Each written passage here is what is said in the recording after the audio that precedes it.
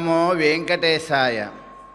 అఖిల భువన జన్మస్థేమ భంగాదిలీలే వినత వివిధ భూతవ్రాత రక్షైక దీక్షే శృతి శిరసి విదీప్తే బ్రహ్మణి శ్రీనివాసే భవతు మమ పరస్మిన్ సేముషీ భక్తిరూపా పుణ్యాంభోజ వికాసాయ పాపధ్వాంతక్షయాయ చ శ్రీమాన్ ఆవిరభూత్ భూమౌ రామానుజదివాకరః తృణీకృత విరించాది నిరంకుశ విభూతయః రామానుజ పదాంభోజ సమాశ్రయణశాలినః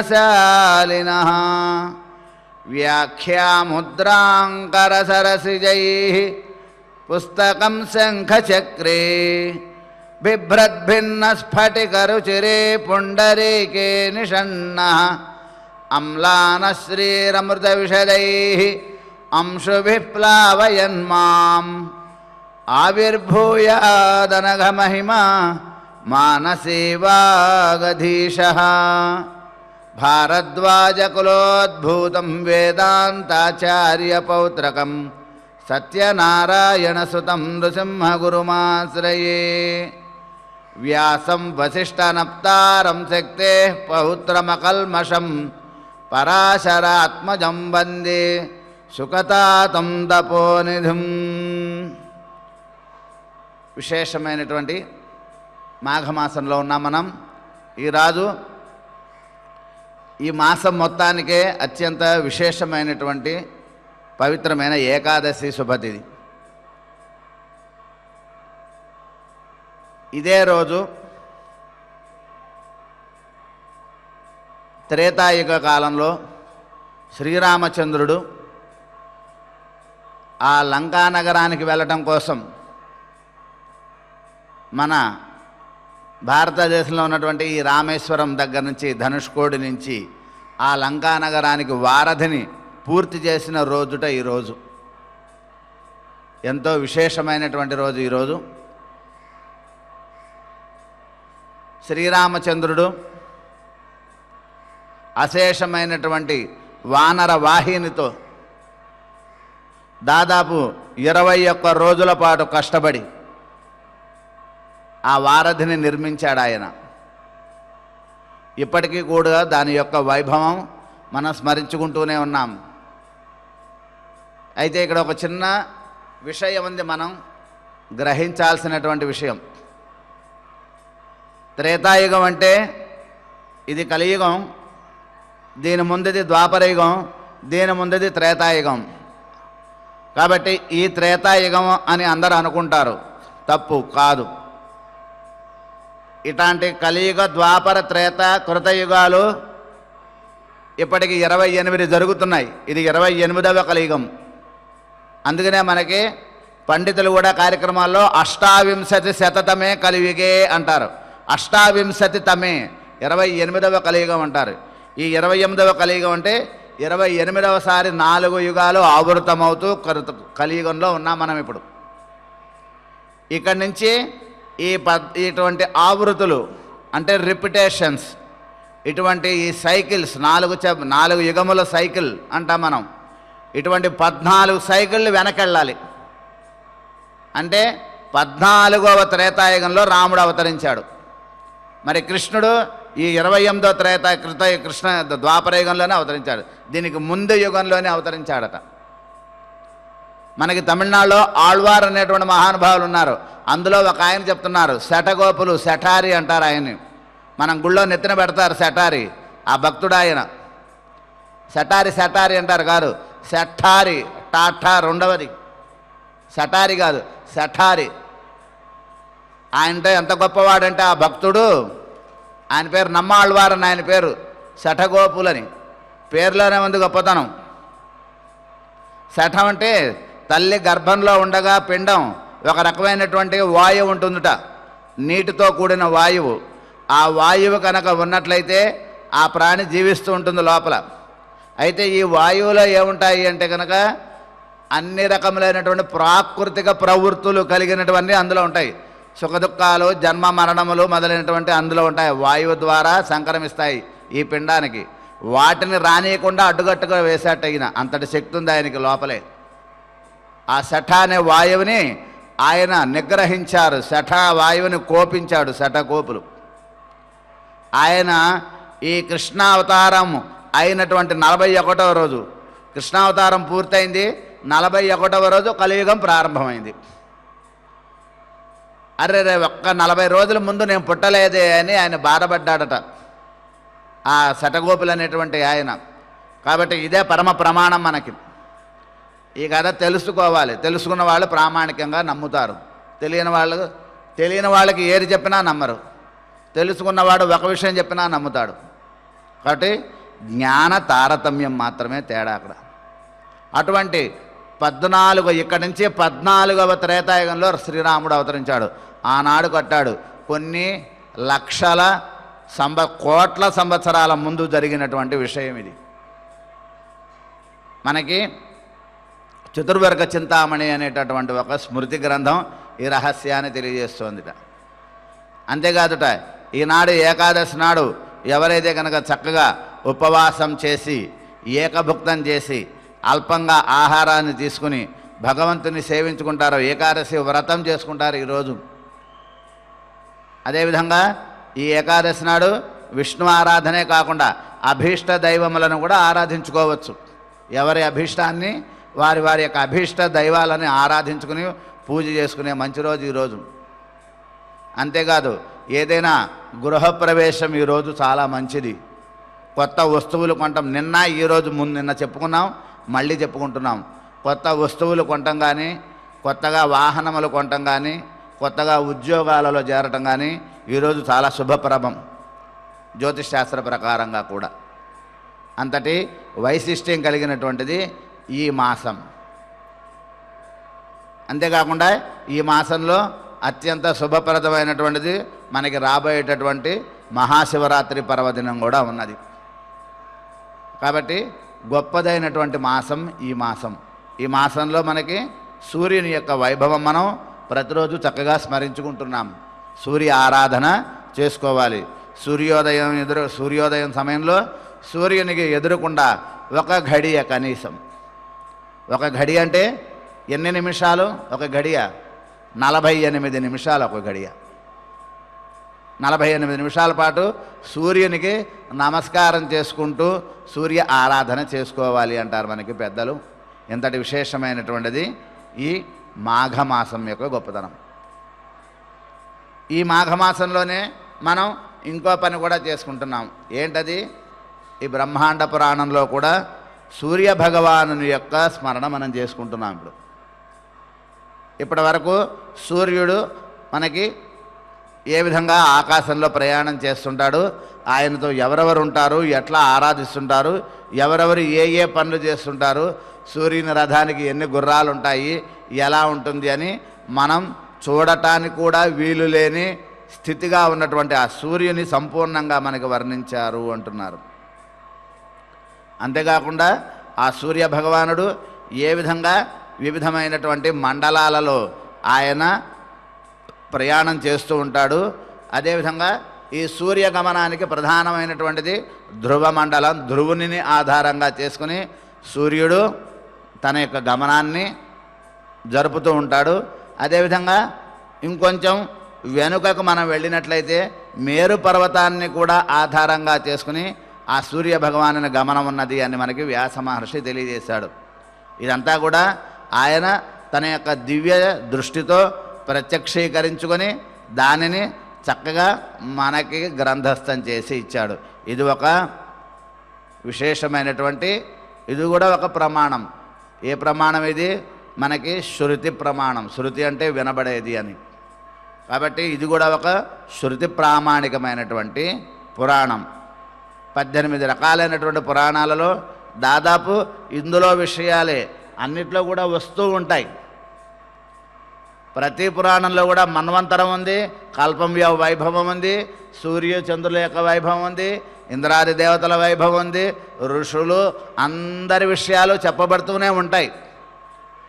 చెప్పబడినప్పటికీ కూడా ఒక్కొక్క పురాణంలో ఒక్కొక్క రకమైనటువంటి వైభవం, ఒక్కొక్క కోణంలో. మనం రోజు తింటూనే ఉంటాం, అన్నీ తింటూ ఉంటాం, అన్ని రకాలు శుభ్రంగా రోజు తింటూ ఉంటాం. కానీ ఏ రోజు తినలేదో ఆ రోజు తినలేని వెళ్తి మనకు అలా ఉండిపోతుంది. తినకపోతే ఉండలేం. రోజు తినేది ఒకటే పదార్థాలు, కానీ ఆ సమయానికి ఆ పదార్థం అక్కడ పడకపోతే ఈ శరీరం ఉండదు. అంటే నిత్యము మనకు అవసరమే. అదేవిధంగా ప్రతి పురాణంలో ఏమైంది, ఇంతకుముందు చెప్పినటువంటి పండితులు కూడా ఎన్నో విషయాలు, ఈ చెప్పిన విషయాలు చెప్పే ఉంటారు. కానీ ఒక్కొక్కటి ఒక్కొక్క రకమైనటువంటి కోణంలో అనుభవించాలి, ఒక్కొక్క రకమైన మాధుర్యంలో ఉంటాయి, ఒక్కొక్క పురాణంలో ఉండే ఒక్కొక్క అంశము అంటున్నారు మనకి. ఇప్పటికి మనం ఇంతకు ముందు తెలుసుకున్నటువంటి విషయం ప్రకారంగా సూర్యుని యొక్క అశ్వములు, వాటి యొక్క గమనం, ఒక రథానికి ఏకచక్రం ఉంటుంది. ఆ చక్రానికి సంబంధించి 10 గుర్రాలు ఉంటాయి అని చెప్పుకున్నారు. అంతేకాదు 7 గుర్రములు కూడా ఉంటాయిట. అంటే మండలాలు, సూర్యుడు కొన్ని మండలాలలోకి వెళ్తున్నప్పుడు ఆయా మండలాలు వాటి అశ్వముల యొక్క సంఖ్య మారుతూ ఉంటుందట. ఆ విషయాన్ని మనకి ఇక్కడ తెలుస్తున్నారు. కల్పారంభంలో ఉన్నటువంటి అశ్వాలు, కల్ప ఆరంభంలోట 10 అశ్వములు ఉన్నాయట. అదేవిధంగా కల్పం మధ్య భాగం వచ్చేసరికి, అంటే ఒక మన్వంతర కాలంలో 14 మన్వంతర కాలాలలో అయితే ఒక కల్పం అవుతుంది. స్వగం అంటే 7 మనువుల కాలం వరకు ఒక పద్ధతిలో సూర్యగమనం ఉంటుంది. మిగిలినటువంటి కాలంలో సూర్యగమనం మరొక పద్ధతిలో ఉంటుంది. ఒక పద్ధతిలో 7 రథములు ఉంటాయి, సప్తాశ్వములు ఉంటాయిట. అదేవిధంగా మరి యొక్క మన్వంతరములలో 10 రథములు ఉంటాయిట. ఇదిట అక్కడ ఉండేటటువంటి భేదం. ఈ రథముల యొక్క వర్ణం కూడా చెప్పారు, వాటి యొక్క పేర్లు చెప్పుకున్నాం, వాటి యొక్క తేజో గమనం చెప్పుకున్నాం. అది అన్నీ కూడా మనం చక్కగా వివరించుకున్నాం. ఈ కల్పాంతం వరకు కూడా ఒక అశ్వం యొక్క, ఈ అశ్వముల యొక్క కూర్పు ఒక కల్పాంతం వరకు కూడా ఒక విధముగా ఉంటుంది అంటున్నారు మనకి. నిరాఘాటంగా నిరంతరంగా ప్రయాణం చేస్తుంటాయి. ఈ గుర్రాలకి అలసట ఉండదుట. ఇవి మామూలు సాధారణమైనటువంటి గుర్రాలు కాదుట. ఇవి దివ్య అశ్వములుంటాయి, దివ్యాశ్వములు. వాటికి అలసట ఉండదుట, వాటికి ఆహారంతో పని లేదుట. అవన్నీ కూడా సూర్యభగవానుని యొక్క అనుగ్రహంతో పనిచేస్తుంటాయి. కాబట్టి అవి కల్పాంతం వరకు ఆ అశ్వములు ప్రయాణం చేస్తూనే ఉంటాయి అని సూర్యుని రథములో ఉండేటటువంటి విషయాలు చెప్పారు. అయితే ఆకాశంలో సూర్యుడు ఎక్కడే కాదు కదా, చంద్రుడు కూడా ఉన్నాడు. ఆ చంద్రుని యొక్క వైభవాన్ని కూడా మనకి, ఆ చంద్రుని యొక్క రథం, ఆ రథానికి ఎన్ని అశ్వాలు ఉన్నాయి అవన్నీ మనం ఇప్పుడు తెలుసుకుంటాం, తెలుసుకోవాలి. ఎన్నెన్నో విషయాలు ఉన్నాయి, ఎన్నెన్నో విషయాలు మనకి చక్కగా వాళ్ళు తెలియజేశారు. ఎన్నో అనవసరమైన విషయాలు తెలుసుకుంటుంటాం. ఇవన్నీ అవసరమైన విషయాలు. వీటి వల్ల ఏమిటి ప్రయోజనము అని కాదు, తెలుసుకోవటమే ప్రయోజనం. ఎవరు చెప్తారో చెప్పండి ఇలాంటి విషయాలు తెలుసుకోవటానికి? ఇలాంటివన్నీ తెలుసుకోవటంతో వీళ్ళల్లో ఉండేటటువంటి ఆ ఆధ్యాత్మికత, ఆ దైవీ శక్తులు, భగవద్ అనుగ్రహంతో ఎవరెవరు ఎలా పని చేస్తున్నారు, ఎవరెవరు ఎటువంటి విధులను నిర్వహిస్తున్నారు భగవద్భక్తితో అనేటటువంటి విషయాన్ని మనకి ఈ వీటి ద్వారా తెలుస్తుంది. మనం ఒక చక్కనైనటువంటి దైవికమైనటువంటి జ్ఞానాన్ని పొందే అవకాశం ఉంటుంది అంటున్నారు. కాబట్టి ఇప్పుడు చంద్రగమనాన్ని గురించి మనకి తెలియజేస్తున్నారు. సూర్యుని కన్నా చంద్రునిలో ఉండేటటువంటి విశేషాలు ఇంకా చాలా అద్భుతంగా ఉంటాయి అని తెలియజేస్తున్నారు. రథాః తత్ర చక్రః సోమస్య కుందభాస్తస్య వాజినః. సోముని యొక్క రథం ఎలా ఉంటుంది అని చేస్తున్నారు ఇక్కడ మనకి. వాత దక్షిణతో యుక్తాః దశతేన తెరంత్యసౌ వీథ్యాశ్రయాణి వృక్షాణి ధ్రువాధారేణ వేగితాః. ఏ విధంగానైతే సూర్యుడు ధ్రువుని ఆధారంగా చేసుకుని, ధ్రువ మండలాన్ని ఆధారంగా చేసుకుని సూర్యుని యొక్క గమనం ఉంటుందో, అదేవిధంగా సోమునికి కూడా అదే విధమైనటువంటి చంద్రునికి కూడా ధ్రువుని ఆధారంగా చేసుకుని ఈ గమనం ఉంటుంది అని తెలుసు. హరస్వ వృద్ధి తథైవాశ్వ రశ్మీనాం సూర్యవత్స్మృతా త్రిచక్ర ఉభయతో అశ్వస్య విజ్ఞేయో శశినో రథః అపాం గర్భాత్ సముత్పన్నో రథః సాశ్వః ససారథిః శతారైశ్చ త్రిభిః చక్రైః యుక్తః శుక్లైః హయోత్తమైః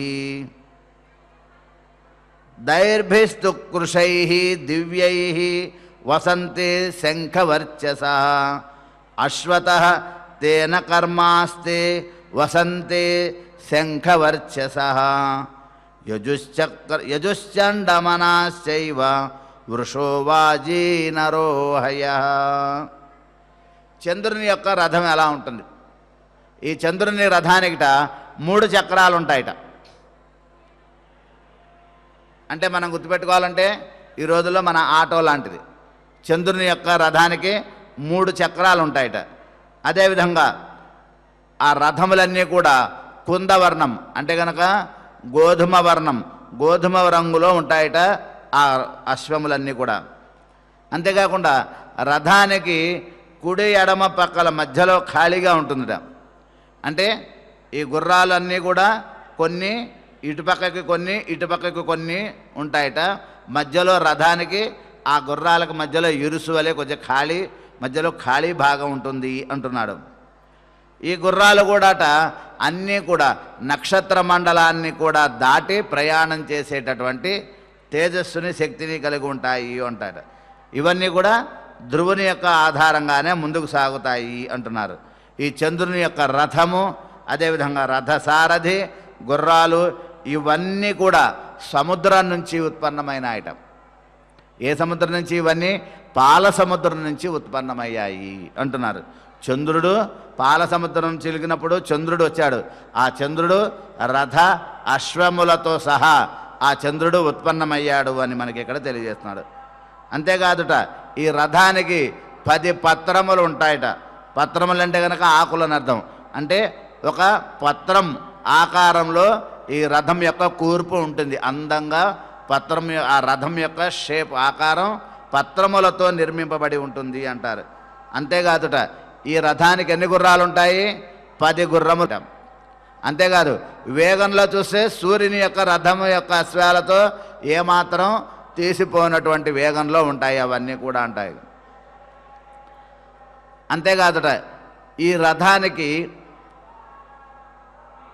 చుట్టుపక్కల కూడా రక్షణగా పెద్ద పెద్ద సర్పములు, తెల్లనైనటువంటి సర్పాలుట. తెల్లనైనటువంటి సర్పములు ఎక్కడా మనకి కనపడవు. కానీ ఈ చంద్రుని యొక్క రథానికి మాత్రం శ్వేత సర్పములు చుట్టుకొని ఉండి రక్షణ కవచములా ఉంటాయి అంటున్నారు. ఆ తర్వాత యజుః చండమనాశ్చైవ వృషో వాజీనరోహయః అశ్వే గవిష్ణుః విఖ్యాతః హంసో వ్యోమ్నో మృగస్తథా ఇత్యేతే నామభిః సర్వే దశచంద్రమసోహయాః. ఇప్పుడు 10 గుర్రాలు ఉన్నాయనుకున్నాం కదా, ఆ 10 గుర్రాల యొక్క పేర్లు కూడా మనకి చెప్తున్నారు. పేర్లతో సహా వాటి యొక్క రూపం, వాటి యొక్క వర్ణం, వాటి యొక్క స్థితి అంతా కూడా మనకి చక్కగా వర్ణిస్తున్నారు వేదవ్యాసులు. ఆ రథంలో ఉండేటటువంటి గుర్రాలు తెల్లగా ఉంటాయి అనుకున్నాం. సూర్యుని యొక్క రథాన్ని ఎవరు మోస్తూ ఉంటారని చెప్పుకున్నాం? రాక్షసులు, సర్పజాతి వాళ్ళు సూర్యుని యొక్క రథాన్ని కాపాడుతూ మోస్తూ ఉంటారట. అట్లాగే ఇక్కడ కూడా చంద్రుని యొక్క రథాన్ని తెల్లనైనటువంటి పెద్ద పెద్ద సర్పములుట. ఈ సర్పములన్నీ కూడా చతుష్పణా సర్వే హేతే శ్వేత సర్పా సమన్వితా. చతుష్పణ 4 పడగలు ఉన్నటువంటి పాములట ఇవన్నీ. పాము యొక్క సర్పజాతిలో అనేక రకాలు ఉంటాయి. 2 పడగలు, 3 పడగలు, 4 పడగలు, 7 పడగలు, ఎన్ని పడగలైనా ఉంటాయి. వాటి ఇష్టం, వాటి యొక్క ఆయుష్ను బట్టి వాటి యొక్క పడగలు ఉంటాయట. వాటి యొక్క తలలు, అవి ఉండేటటువంటి ఆయుష్ను బట్టి వాటి యొక్క తలలు ఉంటాయట. కాబట్టి ఆ రకంగా 4 పడగలు కలిగినటువంటి తెల్లనైనటువంటి ఒక పెద్ద పెద్ద సర్పములు ఈ రథానికి రక్షణ కవచంగా చుట్టుకొని ఉంటాయి అంటున్నారు. ఆ గుర్రాల పేర్లు చెప్తున్నాడు. మొత్తం 10 గుర్రములు. ఆ గుర్రాల యొక్క నామాలు మనకి చక్కగా తెలియజేస్తున్నాడు. యజుడు, చండమనసుడు, వ్యోముడు, వృషుడు, వాజి, వరుణ, హకః, గవిష్ణు, హంసుడు, మృగుడు అని ఈ 10 రకములైనటువంటి పేర్లు ఉంటాయట వీటికి, ఈ గుర్రాలకి. ఈ 4 పడగలతో ఉన్నటువంటి సర్పములు చుట్టూరా ఉంటాయి అనుకున్నాం. ఈ సర్పాలు కూడా ఎంతో విలక్షణమైనటువంటివి, మణిమయ శోభితంగా దేదీప్యమానంగా ప్రకాశించేటటువంటి ఈ సర్పాలు ఉంటాయట వాటికి. వాటి యొక్క పేర్లు ఐరావతుడు, ఇలావతుడు, కర్కోటకుడు, తక్షకుడు అని పేర్లుట వాటికి. నిన్న మనం చెప్పుకున్నాం, ఒకే పేరు ఉన్నట్లయితే కనుక మనకి ఇందులో సూర్యుని యొక్క విషయంలో కూడా చైత్ర వైశాఖ జ్యేష్ఠ ఆషాఢ మాసములలో ఉండేటటువంటి ఆ గణములలో సూర్యునితో పాటుగా ప్రయాణించేటటువంటి గణములలో రాక్షస గణములలో 2 ఉన్నారని చెప్పుకున్నాం. ఎవరు వాళ్ళిద్దరి పేర్లు ఏమిటి? భీముడు, అదేవిధంగా కంసుడు అని 2 పేర్లు చెప్పుకున్నాం. ఈ భీముడు కంసుడు అంటే ఈ ద్వాపరయుగంలో ఉన్న వాళ్లే కాదు, అక్కడ కూడా ఆ పేర్లు ఉన్నటువంటి వాళ్ళు ముందు వంశంలో కూడా ఉన్నారట. ఎప్పుడు చెప్పిన కాలం ఇది? స్వయంభువ మనువు కాలంలో. కాబట్టి ఈ పేర్లు అందరికీ అన్ని రకాల వాళ్ళకి పేర్లు ఉంటాయి. ఇప్పుడు నా పేరు 10 మందికి ఉంటుంది, 10 మంది పేర్లు 10 మందికి ఉంటాయి. అందరూ ఒకే పేరు ఉన్నప్పుడు ఒకటే ఎవరు కానట్లుగా ఇక్కడ కూడా కంసుడు, భీముడు అనేటటువంటి 2 రాక్షసులు రథాన్ని మోస్తుంటారు అని చెప్పుకున్నాం. అదేవిధంగా ఇక్కడ కూడా ఆ రకమైనటువంటి తక్షకుడు, అదేవిధంగా కర్కోటకుడు అనేటటువంటి నాగజాతిలో ఉన్నటువంటి వాళ్ళ పేర్లు వాళ్ళు మోస్తూ ఉంటారు అని చెప్తున్నాడు. అంతేకాదుట, ఏ విధంగానైతే సూర్యుడు ఉత్తరాయణంలో వేగంగా అయినటువంటి శక్తిని కలిగి ఉంటాడు, ప్రయాణం వేగంగా ఉంటుంది ఉత్తరాయణంలో సూర్యగమనం, దక్షిణాయనంలో నిదానంగా ఉంటుంది సూర్యగమనం. అదేవిధంగా చంద్రగమనం కూడా అంతేట. ఈ చంద్రగమనం అయనం దృష్ట్యా కాకుండా పక్షం దృష్ట్యా చంద్రగమనం ఉంటుంది అంటున్నారు మనకి. ఈ పక్షం అంటే కనుక 15 రోజులండి. ఒక నెలలో 15 రోజులు ఉంటాయి. మొదటి 15 రోజుల్లో చంద్రగమనం వేగంగా ఉంటుందట, తర్వాత 15 రోజుల్లో చంద్రగమనం నిదానంగా ఉంటుందట. ఎందుకని అంటే కనుక మొదటి 15 రోజులలో కూడా శుక్లపక్షం అంటారు. చంద్రుని యొక్క కళలు అభివృద్ధి చెందే రోజుల్లో చంద్రగమనం వేగంగా ఉంటుందట. ఈ గుర్రాలు వేగంగా ప్రయాణం చేస్తాయిట. మరి మిగతా సమయంలో మిగతా 15 రోజుల్లో ఈ అశ్వములు నిదానంగా ప్రయాణం చేస్తాయిట, చంద్రుని యొక్క కళలు తగ్గిపోవటం చేత. ఎప్పుడైతే చంద్రునిలో ఉండేటటువంటి తేజస్సు తగ్గుతుందో, ఆ చంద్రుని ఆధారంగా చేసుకున్నటువంటి ఆ రథానికి సంబంధించిన వాటి అన్నిటి యొక్క శక్తి తగ్గుతుంది. కాబట్టి ఆ రకమైనటువంటి ఆ తేడాలు మనకి ఇక్కడ తెలియజేస్తున్నారు. చంద్రుడు ఏ విధంగా, సూర్యుడు ఏ విధంగా అనేది పితృదేవతలకు అదేవిధంగా దేవతలందరికీ కూడా ఆధారభూతుడు, ఇక్కడ చంద్రుడు కూడా పితృదేవతలతోనూ దేవతలతోనూ కూడా కలిపే ప్రయాణం చేస్తాడు అంటున్నారు. కృష్ణపక్షం చివరిలో, శుక్లపక్ష ఆరంభంలో మనకి సూర్యుడు చంద్రునికి వ్యతిరేక దిక్కులో ఉంటాడట. అప్పుడు తన యొక్క చంద్రుడు కళా ప్రారంభాన్ని చేస్తాడట. సూర్యుడు చంద్రునికి వ్యతిరేక దిశలో ఉంటాడు, సమాంతరంగా ఉన్నప్పుడు సూర్యుని యొక్క ఆ స్థితి వలన చంద్రునిలో కళలు పెరుగుతాయిట. అది శుక్లపక్షం అంటారు దానిని అంటున్నారు. అంతేకాకుండా దేవతల చేత ఆయన యొక్క ఈ దేవతలుట చంద్రుని యొక్క ఆ స్వరూపాన్ని వాళ్ళు దాన్ని చేస్తారు, త్రాగుతారుట, పానం చేస్తారు. పానం చేయుట అంటే త్రాగటం. దేవతలు చంద్రుని యొక్క స్వరూపాన్ని పానం చేస్తారు అంటే చంద్రుని యొక్క పరిపూర్ణమైనటువంటి కళలని కూడా వీళ్ళు కూడా పొందుతారు దేవతలు అంటున్నారు. ఆ తర్వాత ఆ రకంగా పానం చేయటం వల్ల చంద్రుని యొక్క కొంత శక్తి దేవతలకు వెళ్ళటం చేత చంద్రునిలో కళలు క్షీణిస్తాయి, అందువల్ల కృష్ణపక్షం ఏర్పడుతుంది అనేటటువంటి విషయాన్ని మనకి ఇక్కడ తెలియజేస్తున్నారు. కాబట్టి ఈ కృష్ణపక్షంలో మొదటి రోజుంట మొదటి కళతో ఉంటాడట. మొత్తం 15 కళలు, 15 రోజులలో 15 కళలలో చంద్రుడు అభివృద్ధి చెందుతాడు అంటాడు. ఎప్పుడైతే చంద్రునిలో కళలు తగ్గటం మొదలవుతూ ఉంటుందో ఆ గుర్రాల యొక్క వేగం తగ్గుతుందిట.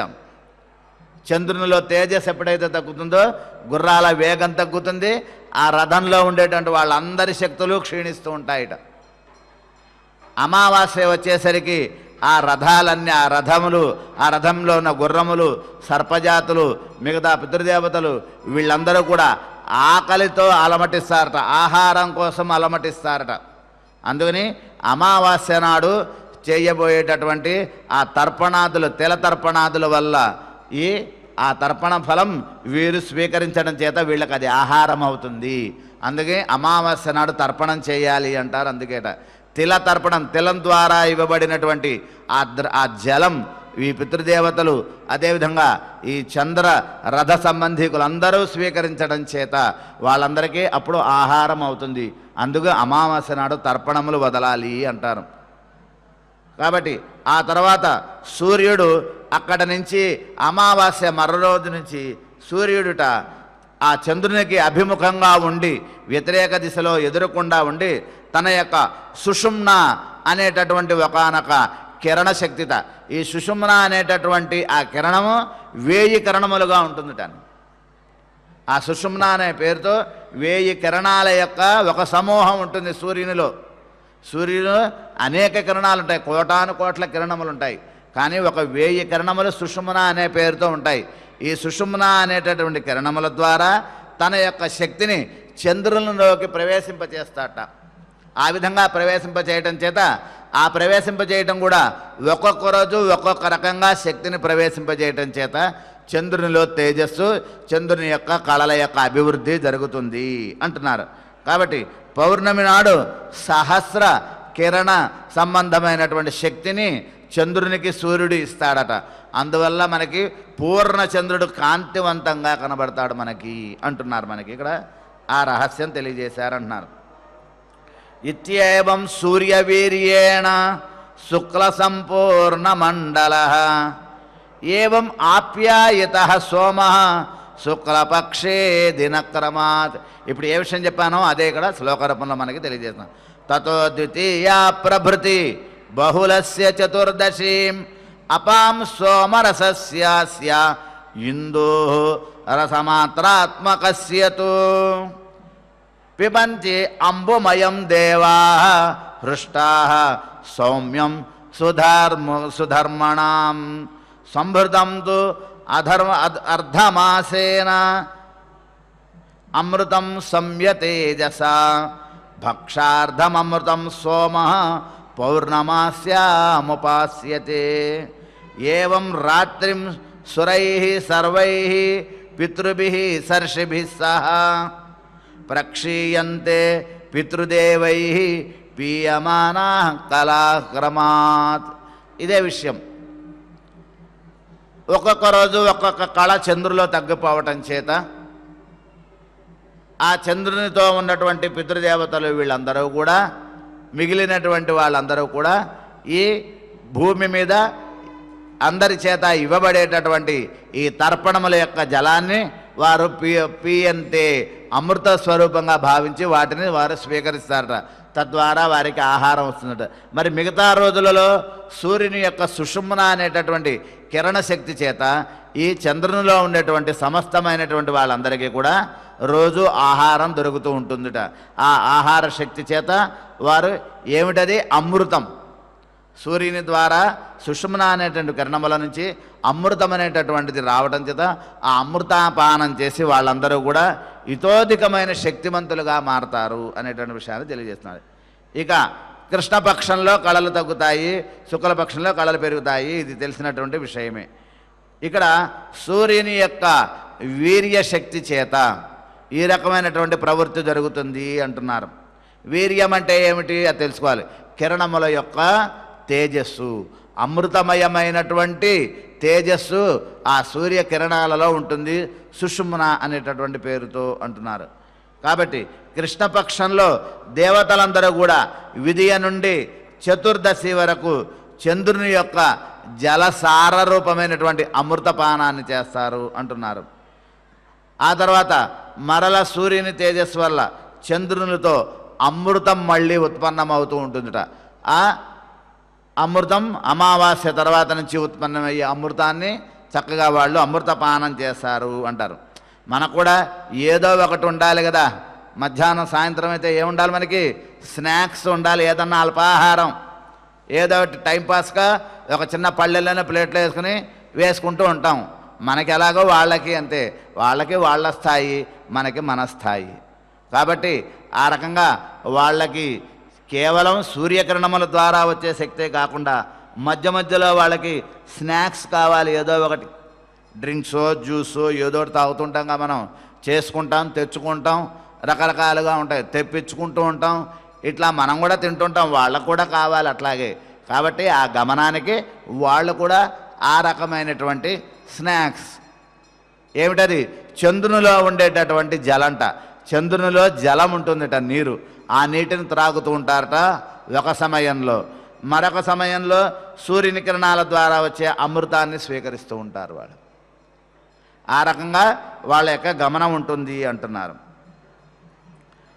ఈ చంద్రునిలో ఉండే దేవతలు, ఈ పితరులు, ఋషీశ్వరులు, వీళ్ళందరూ కూడా ప్రధానంగా వీళ్ళందరిలో అత్యంత శక్తివంతమైనటువంటి వాళ్ళు పితృదేవతలుటండి. చంద్రునిలో పితృదేవతల యొక్క శక్తి ఎక్కువగా ఉంటుంది. సూర్యునిలో దేవతలు, ఋషుల యొక్క శక్తి ఎక్కువగా ఉంటుంది. అంటే వాళ్ళు మెయిన్ రోల్ పోషిస్తుంటారు, ప్రధాన బాధ్యత వాళ్ళు తీసుకుంటారు. ఇప్పుడు ఉదాహరణకి మనందరం ఒక 10-20 మంది ఒక 50 మంది అనుకుందాం. 50 మంది మనందరం ప్రయాణం చేస్తున్నాం, ఎక్కడికో వెళ్ళాం, టూర్ వేసుకున్నాం, ఎక్కడికో ఊరు వెళ్తున్నాం, యాత్ర. ఈ యాత్రలో ఎవరి దారిన వాళ్ళు ఉండరు కదా. ఎవరో ఒకడు యాత్రకు ఒక నిర్వాహకత్వాన్ని నిర్వహిస్తూ ఉంటాడు. అందులో వాడక్కడే అన్నీ చేయలేడు, మళ్ళీ 2-3 పెట్టుకుంటాడు. అరే, నువ్వు అందరికి కావాల్సినటువంటి భోజనాల వ్యవస్థలు చూసుకో, నువ్వు ప్రయాణం టికెట్లు వ్యవస్థలు చూసుకో, నువ్వు వెళ్ళంగానే అక్కడ ఉండేటటువంటి ఉండటానికి బోర్డింగ్, లాడ్జింగ్, ఆవాసాల పని చూసుకో. నువ్వేం చూసుకుంటావు? ఇక్కడ ఎక్కడెక్కడ ఏ దేవాలయాలు ఉన్నాయి, ఏం చూడాలి, టైమింగు, సెట్టింగ్ అంతా నువ్వు చూసుకో అని పెట్టుకుంటారా? పెట్టుకోమా మనం ఒక యాత్ర చేసేటప్పుడు. అదేవిధంగా చంద్రుడు కూడా ఆకాశగమనం చేసేటప్పుడు పితృదేవతలు, దేవతలు, ఋషులు, అదేవిధంగా సర్పజాతుల వాళ్ళు, వీళ్ళందరూ ఎవరి డ్యూటీలు వాళ్ళు ఎప్పటికప్పుడు వాళ్ళు చేస్తుంటారు ఆయా కాలాలలో. అదేవిధంగా ఈ చంద్రగమనంలో చంద్రుని యొక్క ఈ అంతరిక్ష చంద్రుని యొక్క గమనంలో పితృదేవతలు మెయిన్ రోల్ పోషిస్తారు.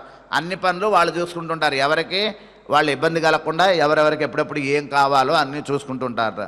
అందుకని ఈ చంద్రుని యొక్క కళలు తగ్గినప్పుడు పితృదేవతలలో ముందుగా శక్తి తగ్గిపోతుంది. మనకి ఛార్జింగ్ లేకపోతే ఫోన్ పనిచేయకుండా, ఫోన్లో ఏ యాప్స్ పనిచేయవు ఛార్జింగ్ లేకపోతే. అదేవిధంగా వాళ్ళకి కూడా పితృదేవతలకి చంద్రుని యొక్క కళలు తగ్గిపోతుంటే పితృదేవతలకి కూడా శక్తి కొద్దిగా క్షీణిస్తూ ఉంటుంది. మళ్ళీ సూర్యుని యొక్క కిరణముల చేత ఛార్జ్ అవుతారు వాళ్ళంతా. మళ్ళీ 15 రోజుల పాటు దివ్యమైనటువంటి తేజస్సుతో చంద్రుని యొక్క గమనం ఉంటుంది. ఆ రకంగా తెలియజేస్తుంది. ఈ రకంగా ఈ విషయం మనం ఇన్నిసార్లు ఎందుకు చెప్పుకుంటున్నాము అంటే కనుక చంద్రుని యొక్క ఆ గమనంలో పితృదేవతలు ప్రధాన పాత్ర పోషిస్తారు. ప్రధానంగా పితృదేవతలు ఎప్పుడైతే గనక వారి శక్తి గనక క్షీణిస్తుందో అప్పుడు ఈ భూమి అల్లకల్లమవుతుంది అని తెలియజేస్తున్నారు. కాబట్టి పృథివీత్వం సర్వమపేషం, అపేషం అంట, శక్తిహీనం అవుతుందట భూమి. ఎప్పుడైతే చంద్రుని కళలు తగ్గుతాయి అప్పుడు భూమి మీద కూడా శక్తిహీనం అవుతుందట. అలా కాకుండా తర్పణాదుల ద్వారా ఆ పితృదేవతలను తృప్తి చేయాలి అంటున్నారు మనకి. ఆ విధంగా 15 రోజులలో తగ్గుతూ ఉండేటటువంటి చంద్రుల యొక్క కళలకు ఈ పితృదేవతల యొక్క శక్తి తోడవటం చేత వారు తిరిగి చంద్రుని యొక్క కళలో అభివృద్ధి చెందడంలో ప్రధాన పాత్ర పోషిస్తారు అని చెప్తున్నారు. కాబట్టి చంద్రుని క్షీణించటం అమావాస్య, చంద్రుడు అభివృద్ధి చెందడం పౌర్ణమి అనేటటువంటి ఆ నామములు అక్కడి నుంచే వచ్చాయి మనకి అని తెలియజేస్తున్నారు. క్రమంగా దేవతలు ఇక్కడ ఎవరెవరు ఉంటారు? మళ్ళీ చంద్రునిలో ఉండేటటువంటి వాళ్ళు ఎలాంటి వాళ్ళు ఉంటారు అని చెప్తున్నారు. 33 రకాలైనటువంటి దేవతలు. అదేవిధంగా పితరులైతే కనుక పితృదేవతా గణాలు ఎన్నున్నాయో తెలుసా? 303 గణాలు ఉన్నాయట పితృదేవతా గణాలు, మనందరికీ తెలుసు. 303 పితృదేవతా గణాలు, 33 దేవతా గణాలు. అదేవిధంగా ఋషీశ్వరులైతే 3300 మంది ఋషి గణములు. అదేవిధంగా సర్పజాతులైతే కనుక 8 రకములైనటువంటి సర్పజాతులు. వీళ్ళందరూ కూడా అందరూ కూర్చుని శుభ్రంగా భోంచేస్తూ ఉంటారు, అమృతపానం చేస్తుంటారు చంద్రునిలో ఉండి అంటున్నారు. వీళ్ళందరూ చంద్రుని నడిపిస్తూ ఉంటారు అంటున్నారు. ఆ తర్వాత సంవత్సరాస్తు వై కావ్యా పంచాబ్దాయ ద్విజా వై స్మృతా సౌమ్యాస్తు ఋతవో జ్ఞేయా మాసా బహిర్షద స్మృతా అగ్నిశ్వాత్తా ఆర్తవాశ్చైవ పితృసర్గ హి వై ద్విజాహ. ఓ ద్విజాహ, ఓ బ్రాహ్మణులారా. ద్విజులంటే బ్రాహ్మణులే, జ్ఞానం కలిగినటువంటి వారు అని మహర్షులను సంబోధిస్తున్నాడు. ఇవంతా ఎవరికి చెప్తున్నారు? సుఖమహర్షి శౌనకాది 80,000 మంది 60,000 మంది మహర్షులకి ఈ బ్రహ్మాండ పురాణాన్ని ఉపదేశిస్తున్నారు.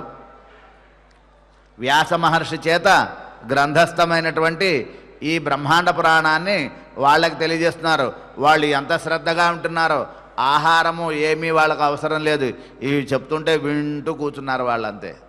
కాబట్టి ఇక్కడ మరో కొత్త విషయాన్ని మనకి తెలియజేస్తున్నారు అంటున్నారు. ఈ సోమరసాన్ని తాగేటటువంటి పితృదేవతలు మనం 303 రకాలని చెప్పుకున్నాం కదా. అందులో ప్రతి 100కి ఒక్కొక్క పేరు చెప్తున్నారు మనకి. మొత్తం 303 రకాలైతే ప్రతి 101 పితృదేవతలకి గణాలకి ఒక పేరు పెట్టారట. అదేవిధంగా ముగ్గురికి 3 పేర్లు. వారులే అగ్నిశ్వాత్తులు, బర్హిషులు, సౌమ్యులు అంటారు. అందుకనే మనకి దక్షిణాయనంలో మనకి పితృపక్షం అని ఉన్నది 15 రోజుల పాటు. ఆ పితృపక్షంలో అగ్నిశ్వాత్తాహ బర్హిషాహ ఆర్తవ సమాయాంతు అని ఆహ్వానం చేస్తుంటారు. మంత్రాల్లో ఉంటాయి, పితృదేవతా మంత్రాల్లో ఉంటాయి. అగ్నిశ్వాతులను, అదేవిధంగా బర్హిషులు, ఆర్తవ అని 3 రకాలైనటువంటి అందరూ పితృదేవతలను ఆహ్వానిస్తారట. కాబట్టి మన యొక్క పూర్వులు ఎవరైతే ఉన్నారో పెద్దలు, వాళ్ళందరూ కూడా ఈ 3 గణాల్లో వెళ్ళి కూర్చుని ఉంటారు. కాబట్టి ఈ 3 గణములలో ఉండేటువంటి వాళ్ళని ఆహ్వానం చేసి వారికి తిలతర్పణాన్ని సమర్పించాలి అంటున్నారు.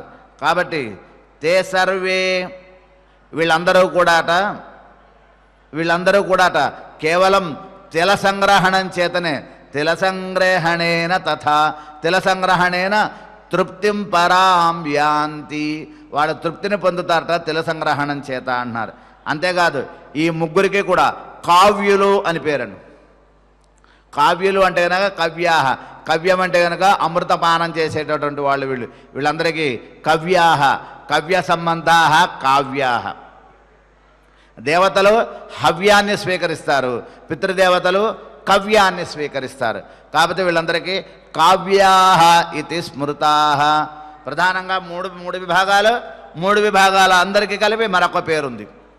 ఇవన్నీ తెలుసుకోవాలి మనం. పితృదేవతలు అంటే ఏంటో కూడా తెలియదు మనకి. ఆ విషయాలన్నీ తెలుసుకోవాలి మనం ఇక్కడ. కాబట్టి వాళ్ళకే సంవత్సరీకులు అని పేరండి, వాళ్ళకే ఆబ్దీకులు అంటారు. అందుకనే ఆబ్దికము, సంవత్సరీకము అంటారు. అంతేకాదుట వాళ్ళందరూ దినాభిమానినా తే సర్వే దినాభిమానినా సర్వే దేవతా స్మృతా. వాళ్ళందరికీ దినము అని పేరండి. కాబట్టి దినములు చేయిస్తారు అంటే ఎప్పుడైతే కనుక శరీరాన్ని త్యజించిన తర్వాత వారికి చేసేటటువంటి సంస్కారాలకి దినకార్యములు అని పేరు. వీళ్ళందరికీ దినములు అని పేరు. అటువంటి దినకార్యాన్ని నిర్వహించేటటువంటి వీళ్ళందరూ కాబట్టి వీళ్ళకి దినములు, సంవత్సరీకులు, ఆబ్దీకులు అని పేరు వీళ్ళందరికీ అంటున్నారు. కాబట్టి వీరందరూ కూడా మరణించిన వారి యొక్క స్మరణపూర్వకంగా చేసేటటువంటి ఆ కార్యక్రమముల ద్వారా వాళ్ళకి దినాధిపతులు, ఆబ్దీకులు, సంవత్సరీకులు అనే కీర్తింపబడుతున్నారు అంటున్నారు. మళ్ళీ వీళ్ళల్లో కూడా సౌమ్యులు మొత్తం 3 ఉన్నారు అనుకున్నాం. 3 మొత్తం 6 ఋతువులు ఉన్నాయి. ఒక్కొక్కళ్ళకి 2 ఋతువులు చొప్పున మళ్ళీ విభాగంగా వీళ్ళకి తెలియజేస్తున్నారు. అందులో మొదటి 2 ఋతువులలో సౌమ్యులుట, తర్వాత 2 ఋతువులలో బహిష్వార్తం అగ్నిశ్వాతులుట, తర్వాత 2 ఋతువులలో అదేవిధంగా బర్హిషులు. వీళ్ళు ఈ సంవత్సరాన్ని ఆయా ఋతువులకి వీళ్ళు అధిపతులుగా ఉండి అక్కడ వాళ్ళు ఆ తర్పణముల ద్వారా వచ్చేటటువంటి దాన్ని స్వీకరిస్తూ ఆహారంగా స్వీకరిస్తారు అంటున్నారు. కాబట్టి అంతేకాదుట ఇందులో మళ్ళీ ఈ 6 ఋతువులు ఉన్నాయి. ఈ 6 ఋతువులో మళ్ళీ 12 మాసములు 6 ఋతువులు. వీటిని మళ్ళీ ఈ 6 ఋతువుల్లో కూడా ఇంకొక విభాగం చేస్తున్నారు. మొదటి 3 తర్వాత 3, మొదటి 3 తర్వాత 3, మొదటి 3 కూడా ఒక అయనం, తర్వాత 3 కూడా ఒక అయనం. ఈ మొదటి అయనం ఉత్తరాయణం, తర్వాత అయనం దక్షిణాయనం. 6 6 12 మాసాలు 6 ఋతువులు అనుకున్నాం కదా. ఈ 12 మాసాలలో కూడా మొదటి 6 మాసంలో 6 నెలలు కూడా షాణ్మాసికులు అంటారు. ఈ షాణ్మాసికులు అనేటటువంటి మొదటి 6 నెలల్లో కూడా ఉండేటటువంటి వాళ్ళు షాణ్మాసికులు. ఈ షాణ్మాసికులలో కూడా మళ్ళీ విభాగం చెప్పారు. అందులో వీళ్ళల్లో కొన్ని గణముల వాళ్ళకి ఈ 6 నెలలని మళ్ళీ స్వగంగా విభగొట్టారు. 6 నెలలు విడగొడితే ఏమవుతుంది? 3 నెలలు అవుతాయి. వీళ్ళకి ఊన షాణ్మాసికులు అని పేరు. అందుకనే షాణ్మాసికం, ఊన షాణ్మాసికం అని మనకు విభజిస్తారు. ఇంకా అందులోకి ఇంకా కిందకెళ్తే త్రైపక్షులు అని ఉంటారు. 45 రోజుల పాటు స్వీకరించేటువంటి వాళ్ళు, పితృదేవతల్లో ఉండేటటువంటి విభాగాలు. ఇవన్నీ తెలుసుకోవాలి మనం. చక్కగా మనకి ఇందులో తెలియజేస్తున్నారు. కాబట్టి షాణ్మాసికా ఊన షాణ్మాసికా త్రైపక్షాస్తథాపరే సర్వేషాం పితృగణానాంచ ఏతే పానంచ తథా కుర్వంతి. వీళ్ళందరూ ఆయా సమయాలలో పానం చేస్తూ ఉంటారు, అమృతపానం. ఏమిటి వాళ్ళకి అమృతం? తిలతర్పణ రూపేణ. తిలతర్పణ రూపంలో వీళ్ళందరూ అమృతపానం, అదే వాళ్ళకి అమృతం, అమృతపానాన్ని చేస్తూ ఉంటారు అని ఆ పితృదేవతలందరూ కూడా ఎవరెవరు వారు చంద్రునిలోనే ఎందుకున్నారు అనేటటువంటి విషయాన్ని మనకి చక్కగా ముందు తెలియజేస్తారు. ఇంతటి విశేషమైనటువంటి రహస్యాలు మనకి ఈ బ్రహ్మాండ పురాణంలో ఉన్నాయి. ఇంకా చక్కగా మనకి గ్రహాలు, నక్షత్రాలు, గ్రహాలకు పేర్లు, నక్షత్రాల పేర్లు, ఎన్ని నక్షత్రాలు ఉన్నాయి, ఈ నక్షత్రాల విభాగంలో ఒక్కొక్క గ్రహానికి ఇన్ని నక్షత్రాలు ఎందుకు వచ్చాయి, అవన్నీ కూడా మనకి ముందు చెప్తున్నారు జ్యోతిష్ శాస్త్ర పరంగా మనకి బ్రహ్మాండ పురాణంలో. వాటిని కూడా తెలుసుకుందాం. ఈనాడు ఈ బ్రహ్మాండ పురాణంలో ప్రధానంగా మనం చక్కగా శ్రీకృష్ణ అనుగ్రహపరమైనటువంటి త్రైలోక్య విజయ స్తోత్రాన్ని మనం స్మరించుకుందాం. అధ శ్రీ బ్రహ్మాండ పురాణే పూర్వభాగే త్రైలోక్య విజయ కవచ స్తోత్రం నమః కిశోరవేషాయ స్వాహా పృష్ఠం మమావతు ఉదరం పాతు మే నిత్యం ముకుందాయ నమో నమః హ్రీం శ్రీం క్లీం కృష్ణాయ స్వాహా కరౌ పాతు సదా మమ ఓం విష్ణవే నమః స్వాహా బాహుయుగ్మం మమావతు హ్రీం భగవతే స్వాహా నఖపంక్తిం మమావతు నమో నారాయణాయేతి నఖరంధ్రం మమావతు నమో నారాయణాయేతి నఖరంధ్రం మమావతు ఓం హ్రీం శ్రీం పద్మనాభాయ నాభిం పాతు సదా మమ ఓం సర్వేషాయ స్వాహేతి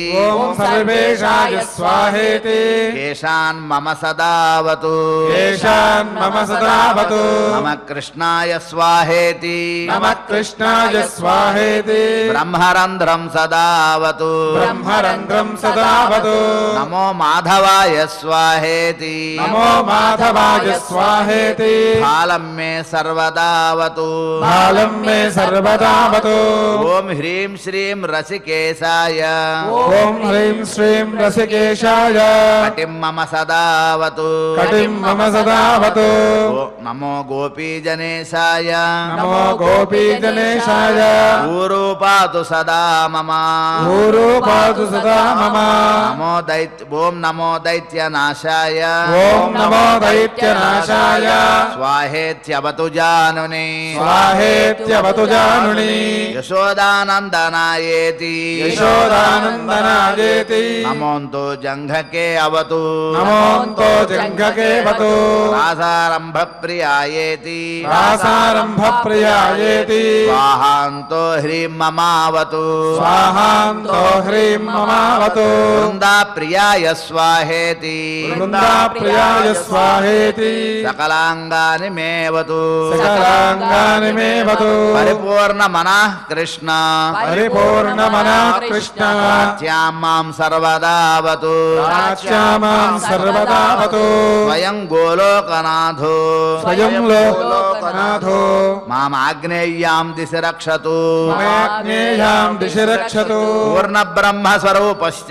పూర్ణ బ్రహ్మస్వరూపశ్చ దక్షిణే మాం సదావతు దక్షిణే మాం సదావతు నైరుత్యాం పాతు మాం కృష్ణః నైరుత్యాం పాతు మాం కృష్ణః పశ్చిమే పాతు మాం హరిః పశ్చిమే పాతు మాం హరిః గోవిందః పాతు వాయవ్యాం గోవిందః పాతు వాయువ్యాం ఉత్తరే రసికేశ్వరః ఉత్తరే రసికేశ్వరః ఈశాన్యాం మే సదా పాతు ఈశాన్యాం మే సదా పాతు బృందావన విహారకృత్ బృందావన విహారకృత్ బృందా ప్రాణేశ్వరస్య స్వతు బృందా ప్రాణేశ్వరస్య శ్వతు పాతు మాం ఊర్ధ్వదేశతః పాతు మాం మూర్ధ్వదేశతః తదైవ మామధః పాతు సదైవ మామధః పాతు బలిధ్వంసీ మహాబలః బలిధ్వంసే మహాబలః ఇది శ్రీ బ్రహ్మాండ పురాణే శ్రీ బ్రహ్మాండ పురాణే పూర్వభాగే పూర్వభాగే